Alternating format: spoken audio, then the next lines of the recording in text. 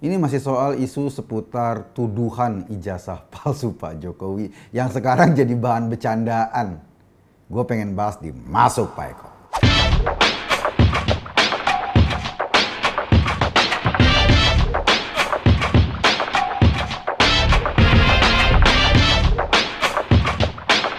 Tahu nggak? Kalau ngikutin Twitternya Gibran atau Kaisang, gue suka ketawa-ketawa sendiri di tengah tuduhan ijazah palsu yang dilemparkan oleh orang seperti Bambang Trimulyono, Sugi Nur terhadap Pak Jokowi karena menggunakan ijazah palsu. Kata mereka, ini Twitternya Gibran sama Kaisang menampilkan status yang lucu-lucu, tweet yang lucu-lucu. Kaisang misalnya melampirkan atau mengupload sebuah gambar saat dia lulus SD. Katanya siap-siap kalau ada yang mempertanyakan kelulusannya. Gibran juga melampirkan foto ketika dia di wisuda di Singapura. Sama isunya, siap-siap kalau ada orang meragukan kesarjanaannya atau status pendidikannya. Emang sih, tuduhan tentang ijazah palsu Jokowi itu kayaknya mengada-ada atau boleh dibilang ini entah tuduhan dari mana, ngambil idenya dari mana. Tapi memang masyarakat kita ada sebagian yang nggak peduli itu informasi tersebut akurat berdasarkan fakta, berdasarkan akal sehat atau tidak. Kenapa? Mereka lebih suka mempercayai informasi yang menyenangkan dirinya. Nah, kan ada nih sebagian kecil masyarakat kita yang tidak suka sama Jokowi. Yang dikit-dikit membolak-balikan fakta untuk menyerang presiden. Dia bilang ekonomi Indonesia ambruk. Padahal faktanya dunia mengakui ekonomi kita berjalan baik-baik saja. Di tengah krisis dunia, pertumbuhan ekonomi di Indonesia bahkan dianggap salah satu keajaiban ekonomi. Keajaiban ekonomi ini adalah output atau hasil dari kerja atau serangkaian kerja keras dan kebijakan yang dipimpin oleh seorang presiden yang namanya Jokowi. Tapi ya kadrun tetap saja teriak-teriak, kita lagi susah, ekonomi kita susah. Makna susahnya juga tidak bisa dilihat dengan clear. Itu yang pertama. Yang kedua, ketika harga BBM naik, wah mereka teriak-teriak sedemikian rupa kebakaran celana dalam. Padahal memang harga minyak dunia lagi gila-gilaan, lagi naik-naiknya, dan itu membebani APBN. Ketika subsidi Pertalite dicabut, seolah-olah seperti ada kiamat kecil dalam kehidupan mereka. Ya, buktinya ketika sudah dicabut harga subsidi Pertalite sehingga harganya naik sedikit, kehidupan berjalan biasa-biasa aja, normal-normal saja. Mungkin ada problem sedikit bagi orang-orang yang sering menggunakan Pertalite, ada problem sedikit, tetapi ternyata ada penyesuaian baru, ada tunjangan sosial bagi mereka yang terkena dampak kenaikan Pertalite, 600.000 diberikan oleh pemerintah. 600.000 beli bensin banyak loh, apalagi beli Pertalite. Iya kan? Itu kan menandakan bahwa ada kebijakan yang menaikkan harga, ada kebijakan yang mengantisipasi masyarakat paling bawah yang terkena dampaknya. Ada masyarakat atas yang terkena dampaknya, ya wajar dong, terima dong. Lo udah menikmati banyak, setidaknya ya jangan makan uang bensin subsidi dong, kan begitu. Balik lagi, bahwa orang-orang seperti ini yang selalu melihat fenomena dengan cara sebaliknya. Ketika Pak Jokowi membangun jalan, membangun infrastruktur, mereka ngomongnya apa? Mereka ngomongnya, kita nggak makan semen. Halo, lo tahu nggak? Kambing juga nggak makan semen. Iya, tapi kambing nggak butuh jalan. Kita butuh jalan untuk mendistribusi hasil pertanian, untuk mendistribusi hasil pabrik, sehingga nggak ada hasil pertanian yang busuk karena begitu panen bisa terdistribusi ke pasar-pasar. Petaninya senang, orang-orang yang membeli senang, harganya nggak fluktuatif karena angkutannya murah. Kenapa murah? Karena jalannya lancar. Mereka teriak, kita nggak makan semen. Mungkin selama ini mereka makan batu koral, gue nggak tahu. Artinya apa? Artinya cara pandang mereka memang selalu berkebalikan. Dulu gue punya teman namanya Permadi, dikenal sama Abu Janda. Dia punya istilah menarik tuh. Kampret itu katanya tidurnya kebalik, mikirnya kebalik. Nah ini dia, jenis yang seperti ini yang selalu mikir kebalik. Jadi ketika orang kayak Bambang Trimulyono atau Sugi Nur melempar isu soal ijazah palsu Presiden Jokowi, para pemikir kebalik ini buru-buru mengamini, buru-buru bertepuk tangan terhadap isu itu.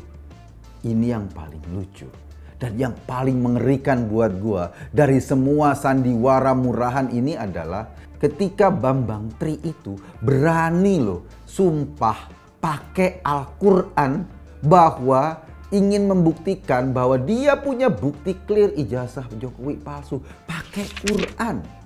Sementara orang-orang yang berpikir sehat kan gampang kan ngelihatnya kan. Misalnya konfirmasi saja sama sekolahnya, konfirmasi saja sama teman-teman sekolahnya. Bener Pak Jokowi kuliah di situ, bener Pak Jokowi sekolah di SMA itu, SMP itu, SD itu. Toh orang-orangnya masih banyak yang hidup, masih banyak yang ada dan bisa memberi testimoni secara clear. Bahkan UGM kemarin sudah memberikan keterangan resmi. Pak Jokowi memang sarjana lulusan Fakultas Kehutanan UGM angkatan 1985. Gua ingin gambarin begini deh. Itu fakta. Itu informasi yang ada faktanya dikeluarkan oleh lembaga kredibel seperti UGM yang menyatakan ijazah salah seorang mahasiswanya asli. Itu kredibel loh. Siapa lagi yang bisa menjamin keaslian ijazah kecuali lembaga yang mengeluarkan? Iya kan? Tetapi ya kita maklum, gerombolan ini tetap aja berteriak-teriak soal ijazah palsu. Padahal sudah disampaikan fakta. Kenapa? Karena mereka memang tidak butuh fakta. Mereka tidak butuh diterangkan dengan fakta, dengan data, dengan informasi yang benar. Mereka hanya mau mengacaukan informasi. Mereka hanya mau melempar isu. Dan isu itu mudah-mudahan mereka harapkan diterima oleh orang-orang yang berpikir kebalik tadi. Jadi ketika semua orang ngomong fakta, akhirnya percuma buat mereka ini, nggak ada manfaatnya karena mereka tidak mau cari kebenaran. Mereka cuma ingin melemparkan hoax untuk dimamah biak masyarakat. Yang paling menyedihkan adalah Pak Amin Rais ikut-ikutan menari dengan isu-isu kayak gini. Bahkan dia tunjukkan, nih saya ijazah saya asli, ini ijazah SMP, ini ijazah SMA. Dan dia meminta Pak Jokowi untuk berlaku yang sama. Halo Pak Amin, Pak Jokowi gitu-gitu presiden loh. Gitu-gitu pemimpin bangsa loh. Ngapain ngurusin isi kepalanya Bambang Tri sama Sugi Nur? Bambang Tri ini adalah narapidana, pernah dipenjara gara-gara menulis tulisan yang isinya semuanya fitnah. Judulnya Jokowi Undercover, yang isinya Jokowi PKI lah, Jokowi inilah, Jokowi itulah. Semua fitnah dan gak ada penerbit yang mau mencetak bukunya itu. Akhirnya difotokopi sama dia. Karena memang penerbit kan semuanya, hampir semuanya punya otak, punya isi kepala. Mana mau nerbitin informasi sampah kayak gini. Nah, saking ngototnya dia memfotokopi buku Jokowi Undercover itu, lalu dijualin. Dan ujung-ujungnya dia kena 3 tahun karena melemparkan atau menyebarkan informasi palsu yang membuat kekacauan. Sekarang ketika dia berani bersumpah dengan Al-Quran untuk informasi yang juga hoax, yang juga palsu, dia kena lagi, ditangkap oleh polisi sebagai tersangka. Kali ini bukan cuma membuat informasi palsu atau menyebarkan informasi palsu, kali ini penistaan agama. Iya, wajar sih. Orang degil aja, orang gila saja yang bersumpah, berani bawa-bawa kitab suci, padahal sumpahnya itu sumpah palsu. Bahkan kitab sucinya sendiri kalau kita baca mengecam orang-orang yang berani bersumpah dengan kitab suci padahal yang isinya adalah kebohongan. Dikecam oleh kitab sucinya sendiri. Jadi memang langkah ini, kegiatan itu yang disiarkan di channelnya Sugi Nur, karena waktu itu dia ngobrol dengan Sugi Nur, itu memang sebagai bagian dari bagaimana mengerdilkan arti kitab suci. Bagi orang-orang kayak gini, kitab suci itu gak ada suci-sucinya sama sekali. Bisa dijadikan tameng untuk mendistribusi kebohongan. Mengerikan kan? Jadi wajar kalau mereka harus dijerat dengan pasal penistaan agama. Karena mereka mau melemparkan kebohongan. Dan agar orang percaya kebohongan yang mereka lemparkan, lalu mereka pura-pura bersumpah dengan kitab suci. Betapa buruknya kelakuan kayak gitu. Kalau kitab sucinya saja sudah dimain-mainin kayak gini. Sesuatu yang sakral, pedoman umat beragama sudah dimain-mainin sama gerombolan ini. Lo percaya mereka mau bawa-bawa agama atau pembela agama? Gua sama sekali nggak percaya sama orang-orang kayak begini. Dengan gampang mereka memanipulasi kitab suci, memanipulasi ayat untuk sekedar nyebar hoax, sekedar viral, sekedar ditanggapi oleh orang. Lebih baik Baim Wong, dia pura-pura KDRT terhadap istrinya, terus kemudian ngeprank polisi dengan laporan palsu dan viral. Ya, nggak ada yang suci-suci banget di situ.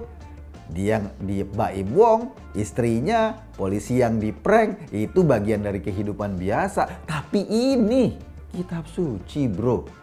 Iya sih, gua atau mungkin kebanyakan lo bukan orang yang suci-suci banget, tetapi muak juga kalau melihat kelakuan mereka menggunakan kitab suci hanya untuk menyebarkan kebohongan. Sama muaknya dengan kelakuan orang-orang yang menggunakan ayat dan mayat untuk kekuasaan. Derajat mereka sama aja. Mereka cuma menggunakan agama untuk tunggangan kepentingan politik atau kepentingan kekuasaan atau bahkan kepentingan viral. Geblek kan? Iya, gue rasa sih kayak gitu. Gue Kekun tadi di acara Masuk Pak. Terima kasih.